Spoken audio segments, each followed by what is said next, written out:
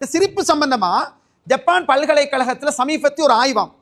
அதாவது நோய் நிவாரணி சிரித்து மகிழ்ச்சியோடு இருக்கிறதால இரத்தத்தில் சுகர் சர்க்கரையிட அளவு குறையுதாம்.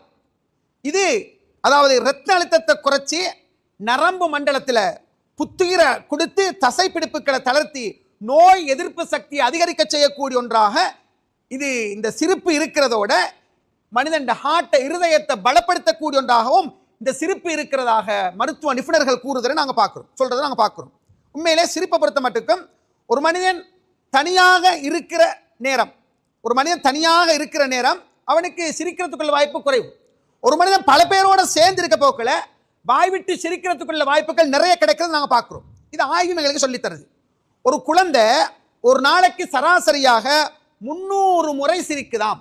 ஒரு குழந்தை புள்ள ஒரு நாளைக்கு சராசரியாக 300 முறை சிரிக்கிறதாக ஆய்வு சொல்லுது.